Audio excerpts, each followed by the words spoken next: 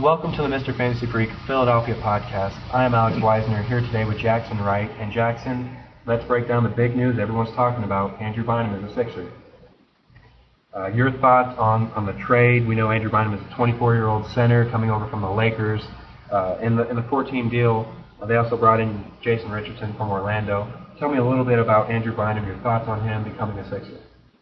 I think it's a good trade for the Sixers. Big men are hard to come by, and whenever you can get your hands on one, you probably should pull the trigger on it. Iguodala was their leading scorer, but Bynum can just replace him as the role of leading scorer, and I think his points per game will probably shoot up over 20 this year. Yeah, he averaged close to 18 points and 12 rebounds last season with the Lakers being their third option. Do you think he's going to finish around 24, 25 points per game with 13 rebounds? That was what I was thinking. What do you think? I think that sounds about right. He might be able to reach his full potential now, which everyone always raves about. So.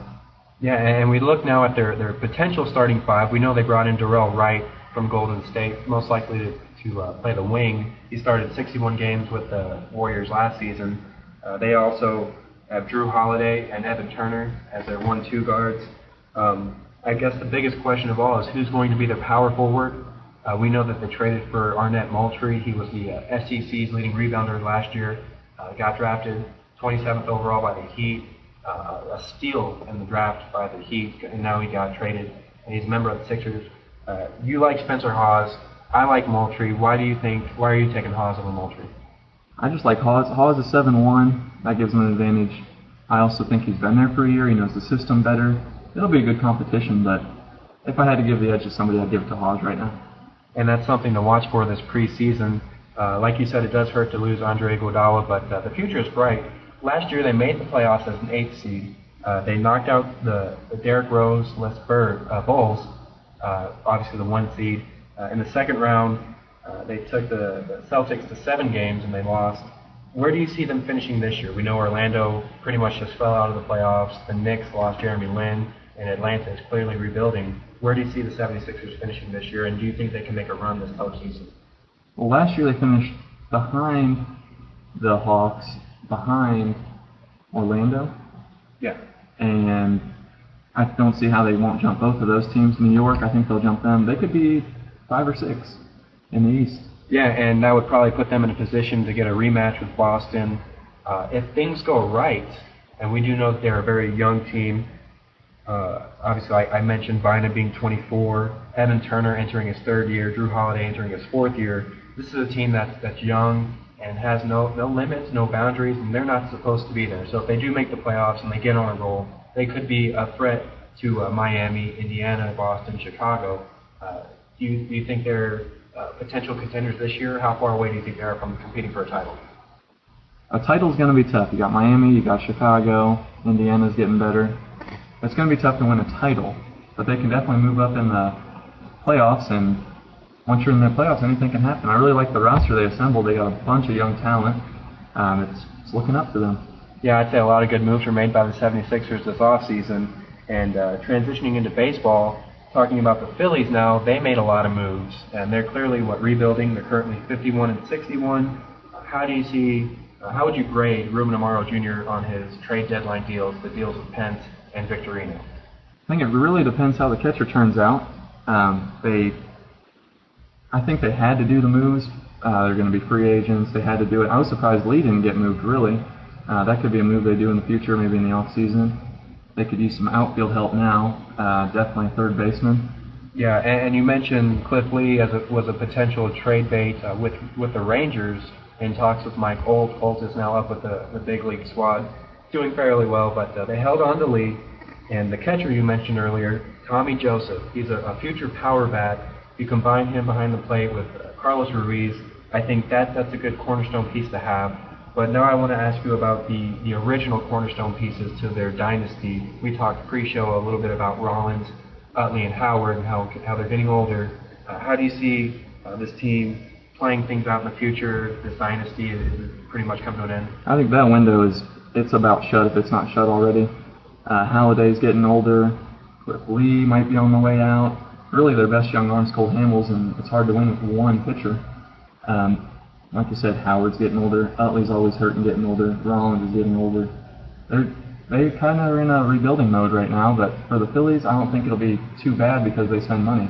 they can always go out and get somebody. Yeah, they got the money, and there are some bright spots on this team. We were looking at their top 10 prospects. Obviously, Ethan Martin, he's a top 10 pitching arm they brought in the Victorino deal. He was a former first-round pick. Other guys like Seth Rosen, he'll be a middle relief pitcher, low to mid-90s fastball. Eventually, he'll come up and contribute to that bullpen, top of one. They got some nice pieces there. I want to talk a little bit about Dominique Brown. I'm a big fan of him. I know you are. Yeah. We play fantasy sports, so you had him on your keeper league a while back. What do you think about Dominique Brown? I believe he's in the left field. What's the outlook on him going forward, and do you see him as a future star? I think he can be. He'll definitely make an impact, and I think if he can replace Pence, that'd be great for them because they trade Pence, they get a really good prospect catcher, and then they call Dominique Brown up to replace him, and it could really work out well if Brown works out. He's young, talented. Yeah, I definitely agree with you, and we know they brought in Shearholz from San Francisco, kind of as a fill-in player, top of the lineup hitter. He's a solid player to have, but obviously if they do have a chance to compete within the next 3 years, they need Howard, Utley, and Rollins to stay healthy, and it's hard to believe that that's going to happen. Keep in mind, Halladay is 35 years old.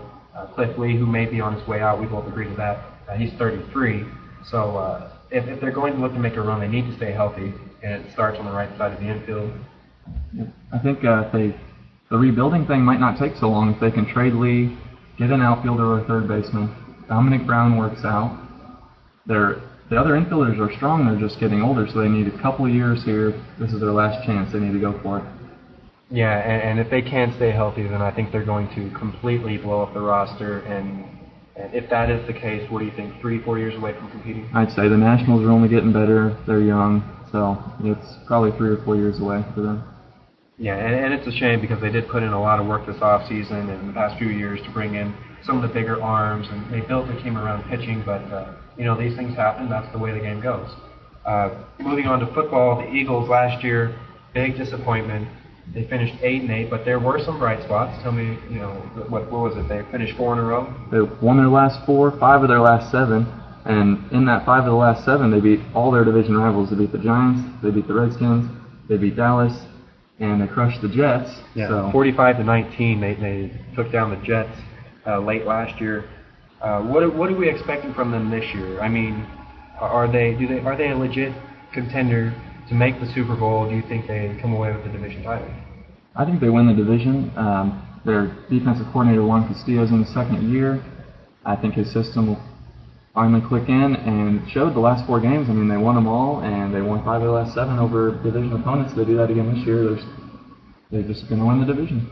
Yeah, and they started off this preseason with a bang, a game-winning field goal by their kicker Alex Henry, 24-23 over the Steelers. I know preseason doesn't really mean a whole lot, but that has to be a good feeling for Andy Reid and company, especially with the tragic loss of his son.